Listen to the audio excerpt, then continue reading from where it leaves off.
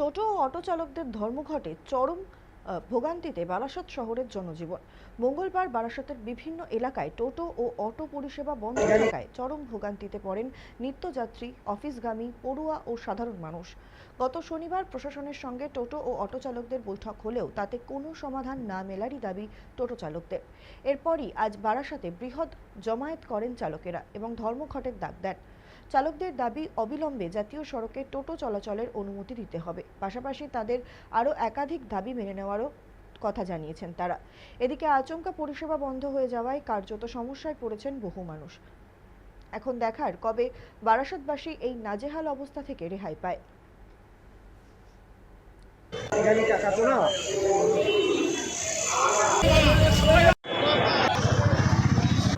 প্রশাসন সমস্ত টোটো এবং অটোর বিরুদ্ধে রাস্তার থেকে গাড়িগুলো কোনো রকম কোনো ইনফরমেশান ছাড়াই গাড়িগুলোকে তুলে নেওয়া হচ্ছে এবং আমরা বিগত সরকারের কাছে আবেদন রেখেছিলাম যে অটো বৈধ তাদের পারমিট দেওয়া হোক, কিন্তু পিছনের সরকার সেই অটোকে কোনো রকম পারমিট না দিয়ে সেই গাড়ি প্রত্যেকের কাছ থেকে আগের সরকার প্রচুর টাকা নিয়ে সেই গাড়িকে রেজিস্ট্রেশন দেয়নি এবং আমরা বৈধভাবে কাগজ অনেকবার চেয়েছি, না পাওয়ার দরুনে আমরা আজকে সেই গাড়িকেই ব্যবহার করছি।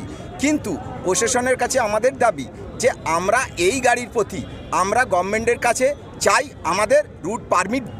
আমরা সরকারের বিরুদ্ধে যাচ্ছি না, আমরা সরকারের সঙ্গে সহমত হয়ে আমরা চাইছি সরকার আমাদের মানবিক দিকটাকে লক্ষ্য করে এই যে আমরা এই কর্মস্থানের মধ্যে দিয়ে আমাদের জীবিকা নির্বাহ করছি, তার জন্য আমরা সরকার এবং প্রশাসনের কাছে সমন্বয়ে চাইছি যে এইটা কিছু কিছু জায়গায় পকেট রুট করে দেওয়া হোক। গভর্নমেন্ট এতদিন কোনো পিছনের সরকার কোনো রকম এই রুটি রোজগারের জন্য দাবি একটাই, আমরা যারা গোটা বারাসাত জুড়ে টোটো স্ট্যান্ডের সঙ্গে যুক্ত, প্রত্যেক জায়গায় আমাদের যেসব জায়গায় টোটো স্ট্যান্ড আছে, আমাদের একটাই দাবি, আমাদের যে সমস্ত টোটো প্রশাসন থেকে ধরে আটকে রাখা হচ্ছে এবং আমাদের জাতীয় সড়ক রাজ্য সড়কের নিষেধ আছে প্রশাসনের পক্ষ থেকে বা রাজ্য সরকারের পক্ষ থেকে। তো আমরা চাইছি সেটা আমরা মানব, অবশ্যই মানব, কিন্তু আমাদের একটা সঠিক পথ, নির্দিষ্ট একটা রুট ঠিক করে দিক প্রশাসন এবং তাদের যে গাড়িগুলো আটকে রেখেছে।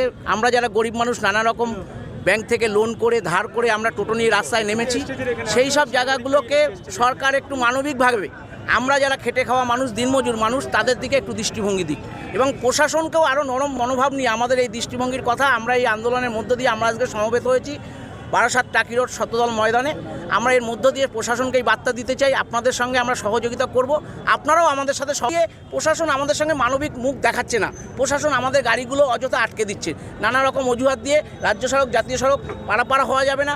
কোনো প্রশাসন বলছে আপনাদের পাড়ায় যদি কোনো হাসপাতালে রুগী থাকে, সেই রুগীকে আপনি নিয়ে যেতে পারবেন না, ওই মুখের ছেড়ে দিতে হবে রাস্তার মুখটাতে, বা কোনো স্কুল স্টুডেন্ট তাকে নিয়ে যেতে পারছি না, তাকে মুখে ছেড়ে দিতে হবে। এগুলো একটা আমার মনে হয় দ্বিচারিতা নীতি যাকে বলে, সেই দ্বিচারিতা নীতির মধ্য দিয়ে আমার মনে হয় প্রশাসনকে আমাদের একটা কিছু বেঁধে নিয়ে আমরা সবাই সমবেত হয়েছি। আমরা যারা টোটো চালক ভাইরা আছি, আমরা এক জায়গায় বসে আলোচনা করব, সেই আলোচনার মধ্য দিয়ে সিদ্ধান্ত হবে আগামী দিনে আমাদের পথ চলা কি।